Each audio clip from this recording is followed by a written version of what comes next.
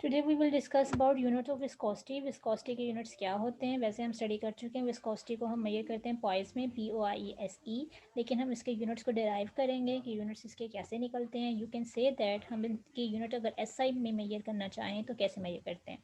अब हम आते हैं इसके यूनिट्स की तरफ। आप उसके लिए फॉर्मूला यूज़ करोगे अपना विस्कोसिटी का, जिसमें ईटा is equal to F/A dV/dx था। ये इक्वेशन हमने डिराइव की थी प्रीवियस लेक्चर में। उसमें आपने नेगेटिव साइन लगाया था। इस नेगेटिव साइन को जिस हमने इग्नोर कर दिया कि ये लगाने की ज़रूरत नहीं है। It is just to show that कि आपके पास जो विस्कोसिटी है it is an opposing force. ठीक, तो ये अपोजिंग फोर्स है। तो अब इसको हम थोड़ा सा रोटेट कर लेते हैं, थोड़ा सा रीअरेंज करते हैं। d/dx आपके पास फ्रैक्शन एक मौजूद है, उसके नीचे फिर एक फ्रैक्शन आ रही है, तो इट्स नॉट बेटर। आपके पास बेटर ऑप्शन ये है कि आप इसको थोड़ा सा रीअरेंज कर लो, वरना यूनिट्स निकालने डिफिकल्ट हो जाते हैं। dx डिवाइड हो रहा है, ऊपर जाके क्या हो जाएगा, मल्टीप्लाई। तो आपके पास कुछ इक्वेशन इस फॉर्म में आ जाएगी, FA मल्टीप्लाई dx/dv। फोर्स को मेजर किया जाता है न्यूटन में, एरिया को मेजर किया जाता है मीटर स्क्वायर में, dx को मेजर किया जाता है मीटर में, और dv चेंज है, इसको मेजर किया जाता है वेलोसिटी का जो चेंज है, स्पीड का जो चेंज है, मीटर पर सेकेंड में। अब न्यूटन को हम ज़रा थोड़ा सा ओपन करके लिखते हैं। न्यूटन जो है बेसिकली फोर्स होती है बराबर ma के, m measure in kg and a is measure in metre per second square. Newton force का जो यूनिट है इज SI यूनिट। सो हम यहाँ पे सारे यूनिट्स kg और मीटर में ले रहे हैं। अब यहाँ पे हमने प्लेस कर दिया। अब हम देखते हैं कोई कटिंग पॉसिबल है तो हम उसे कट आउट करते हैं। मीटर मीटर से कट गया, और यहाँ पे भी मीटर की कटिंग पॉसिबल थी। अब पीछे हमारे पास क्या बचा, kg, साथ है s-2 यानी पर सेकेंड स्क्वायर। नीचे आपके पास 1 मीटर है और सेकेंड -1 है। अब आप क्या करोगे, आप नीचे वाले फैक्टर्स को ऊपर लेके जाओगे। मीटर नीचे +1 में ऊपर जाके क्या हो जाएगा, -1। सेकेंड नीचे माइनस में ऊपर जाके क्या हो जाएगा, +1। मैंने एक ही स्टेप में, बेसिस सेम हो तो पावर को ऐड कर देते हैं, और डिवीजन में थी आपके पास, तो ये ऊपर जाके इसने इन्वर्ट हो जाना था। ठीक, नेगेटिव थी तो पॉजिटिव हो गई डिवीजन की फॉर्म में। तो -2 + 1 इज इक्वल टू -1। तो kg मीटर पर सेकेंड पर मीटर। तो ये आपके पास क्या आ गया, the units of viscosity in SI unit. लेकिन हमने ये बात की थी, कॉमन प्रैक्टिस है कि हम जो यूनिट्स यूज़ करते हैं वो हम यूनिट्स यूज़ करते हैं विस्कोसिटी के in the form of price. तो हम ये कहते हैं जो 1 पाइस है ना, वो बराबर होता है 10-1। ठीक, 1 poise is equal to 10-1। SI unit को अगर हम रिलेट करें, 10-1 kg मीटर -1 और सेकेंड -1, इसमें बराबर है 1 पाइस इज इक्वल टू 10-1। आपको ये रिलेशन याद करना है, कहीं भी ड्यूरिंग न्यूमेरिकल करते हुए आपको कन्वर्जन करने के लिए ज़रूरत पड़ सकती है। तो 1 poise is equal to 10-1 kg per metre per second. और 10-1 का मतलब होता है कि आप इसको लिख सकते हो 0.1।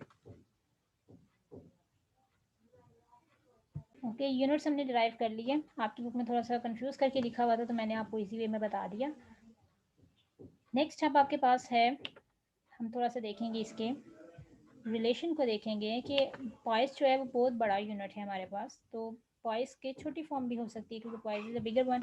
हमें बहुत सी जगहों पे जाके बड़े यूनिट्स को यूज़ नहीं करते, तो वहाँ पे आपके पास जो यूनिट्स यूज़ किए जाते हैं वो आपके पास है सेंटीपॉइस और मिलीपॉइस। सेंटी मीन 10-2, मिली मीन 10-3। ठीक है, तो आपके पास यूनिट ऑफ विस्कोसिटी को अगर हम डिफाइन करें तो कैसे करते हैं, when a force of 1 dyne per square centimetre is maintained between the two layers which are 1 centimetre apart. यानी ऐसी फोर्स को अप्लाई करें। आपको ये 1 डाइन्स नहीं भी याद रहता, ये 1 डाइन पर स्क्वायर मीटर इसलिए लिख रहा है क्योंकि उसने यूनिट्स यूज़ किए हैं CGS के, यानी सेंटीमीटर ग्राम पर सेकेंड वाले यूनिट यूज़ किए हैं। तो आप लिखोगे when a force is maintain, force को मेंटेन किया जाए इस तरह से कि दो लेयर्स के दरमियान का जो फासला है 1 सेंटीमीटर हो। ठीक, और उन दोनों के दरमियान की जो स्पीड का वेरिएशन है वो 1 सेंटीमीटर पर सेकेंड हो। तो आप देख रहे हो यहाँ पे सारे यूनिट्स जो यूज़ किए गए हैं वो किस फॉर्म में यूज़ किए गए हैं, in the form of centimetre. तो इसलिए जो यहाँ पे फोर्स भी मेजर की जाती है ना, जो CGS सिस्टम है वो डाइन्स में की जाती है। तो dine per square centimetre force को मेंटेन करने के लिए दो लेयर्स के दरमियान का फासला 1 सेंटीमीटर हो और उनका जो चेंज ऑफ स्पीड है 1 सेंटीमीटर हो, तो हम उसे 1 पॉइस कहते हैं। और poise is a very big unit, हम उसके लिए यूज़ करते हैं 10-2, 10-3 poise, milli poise and centi poise. उसके बाद एक डेफिनेशन है फ्लूइडिटी। फ्लूइडिटी क्या होती है, फ्लूइडिटी आपके पास क्या होती है? It is the reciprocal of viscosity. किसी भी न्यूमेरिकल में अगर आपसे कहा जाए फ्लूइडिटी कैलकुलेट करनी है तो सबसे पहला काम आपको डाटा में विस्कोसिटी की वैल्यू दी जाएगी। अगर विस्कोसिटी नहीं दी गई तो आप पहले विस्कोसिटी को कैलकुलेट करोगे। क्लियर? विस्कोसिटी को निकालने के बाद अगर हम उसका इन्वर्स कर दें 1/n कर दें तो आपके पास जो पैरामीटर आता है इट इज़ द फ्लूइडिटी। और इस फ्लूइडिटी के यूनिट्स क्या होंगे? It is the reciprocal of viscosity है तो जो यूनिट्स फ्लूइडिटी के होंगे उसकी -1 पावर आ जाएगी। उसके बाद आपके पास आता है effect of temperature on viscosity. Viscosity पे टेम्परेचर का क्या इफेक्ट है?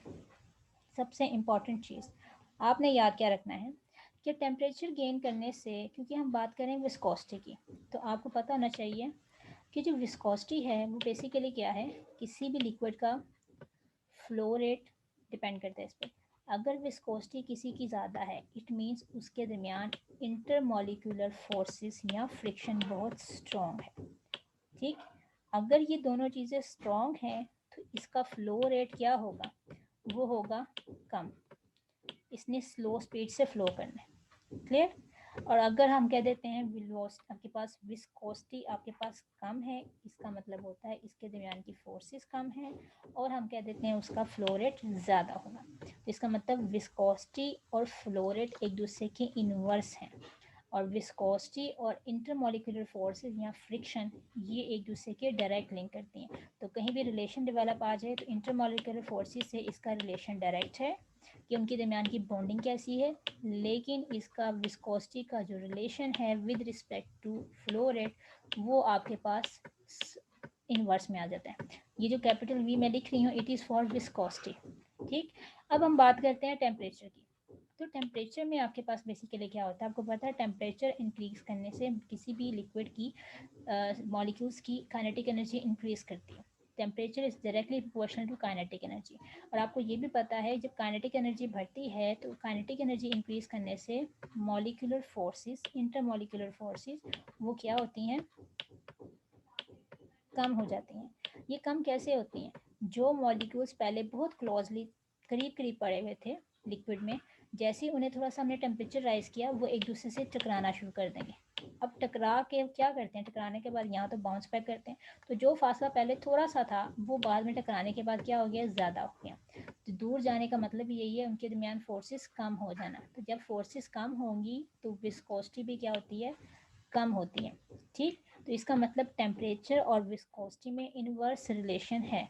तो टेम्परेचर को बढ़ाने से आपके पास काइनेटिक एनर्जी बढ़ती है। काइनेटिक एनर्जी जितनी ज़्यादा बढ़ेगी मॉलिक्यूल्स के जो विस्कोसिटी होगी वो कम होगी। अगर विस्कोसिटी उनकी कम होती है तो हमने पहले पढ़ा था जिसकी विस्कोसिटी कम होगी वो बहुत तेज़ी से फ्लो करेगा। ठीक, तो ये रिलेशन आपने याद करने हैं, ये इंपॉर्टेंट है। फ्लो रेट इंक्रीज करेगा तो विस्कोसिटी डिक्रीज हो रही है, फ्लो रेट बढ़ रहा है, तो इसका मतलब बड़ा स्मूथली चीज़ें फ्लो करेंगी। तो इसका मतलब टेम्परेचर और फ्लो रेट में क्या रिलेशन हो गया? टेम्परेचर और फ्लो रेट में डायरेक्ट रिलेशन है। क्लियर? टेम्परेचर और फ्लो में आपके पास कौन सा रिलेशन आ गया? डायरेक्ट रिलेशन आ गया। तो रिलेशन आपको सारे याद करने चाहिए कि टेम्परेचर इंक्रीज करने से काइनेटिक एनर्जी बढ़ती है। काइनेटिक एनर्जी इंक्रीज करेगी तो मॉलिक्यूल्स के आपस में फोर्सेस कम हो जाएंगी, फोर्सेस कम होंगी, विस्कोसिटी कम होती है, विस्कोसिटी कम होगी, फ्लो रेट ज़्यादा हो जाएगा। In short temperature is directly link to flow rate. तो यही चीज़ उसने यहाँ पे बताई है कि liquid start flowing faster at high temperature, in other word viscosity is decreasing. तो ये सारी चीज़ें एक दूसरे से रिलेट करती हैं। ठीक, तो एक एस्टिमेटेड प्रॉपर्टी याद करनी है। वो कहते हैं अगर हर 1 डिग्री राइज करें टेम्परेचर को, फॉर एग्जांपल मैं कहती हूँ मेरा टेम्परेचर जो था पहले रूम टेम्परेचर 25 था, मैंने उसको राइज किया 26 पे। तो अगर मैंने 26 पे राइज किया है ना तो उस कंपाउंड की अगर वेलोसिटी पहले 100 थी तो वो डिक्रीज होकर 98 हो जाएगी। तो it means her 1 degree rise के लिए 2% विस्कोसिटी डिक्रीज करती है। तो ये एक इंपॉर्टेंट ब्लैंक भी है, इंपॉर्टेंट एमसीक्यूज भी है। आपसे पूछ सकते हैं what is the effect of temperature and viscosity. तो ये जो सारे हमने रिलेशन डिस्कस किए हैं आपस में कि कैसे एक दूसरे से रिलेट करते हैं टेम्परेचर की वजह से, तो वो सारे इसमें एक्सप्लेन होंगे। और बाद में आप बताओगे कि 1 डिग्री राइज करने के लिए आपके पास टेम्परेचर को 2% डिक्रीज करती है वेलोसिटी।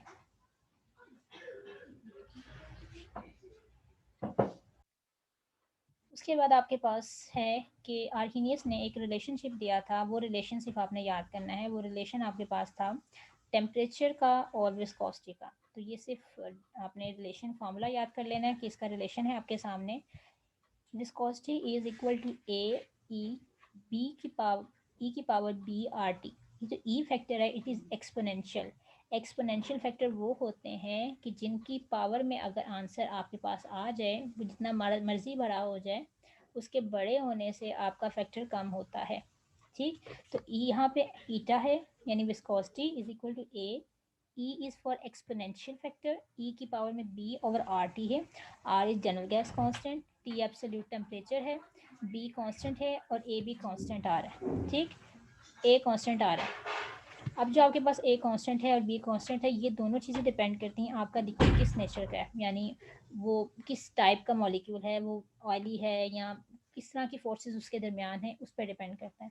उसके बाद इस इक्वेशन में टी का फैक्टर है, तो टी का फैक्टर आप याद रखना, टेम्परेचर इंक्रीज करने से विस्कोसिटी क्या होती है, हमेशा डिक्रीज होती है। तो अगर आपको कहा जाए ए की वैल्यू फाइंड करनी है तो आप इस इक्वेशन को थोड़ा सा रोटेट कर दोगे, लेकिन आपने सिर्फ याद क्या करना है, आर्हीनियस ने रिलेशन दिया था विस्कोसिटी में और टेम्परेचर में, सिर्फ इतना सा याद करना है।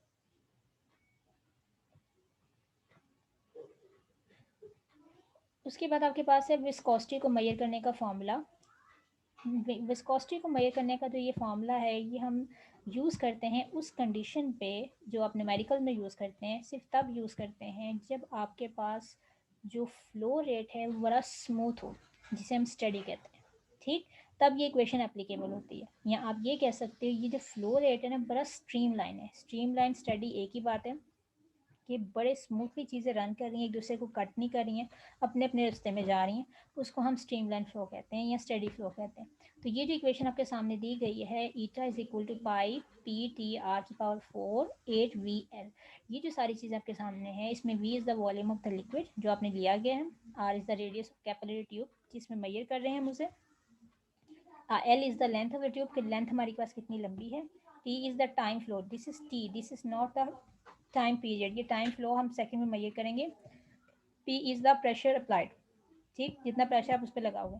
तो वो कहता है इस इक्वेशन में एक हम कंडीशन याद रखते हैं कि फ्लो रेट जो है आपके पास वो कम होगा, या आप उसे ये कह दे स्टेडी होगा, स्मूथ होगा, तो ये इक्वेशन चलेगी। दूसरी हम चीज़ कहते हैं डायामीटर इसका ट्यूब का कम होना चाहिए। ठीक, डायमीटर कम होगा, ट्यूब की लेंथ लार्ज होगी, तो आपके पास विस्कोसिटी की वैल्यू सही आएगी। अब वो कैसे आएगी, आपको पता है डायमीटर हम जो बात करें वो किसकी बात करें, आर आपके पास रेडियस आ गया, इस ट्यूब की लेंथ आपके पास नीचे आ रही है।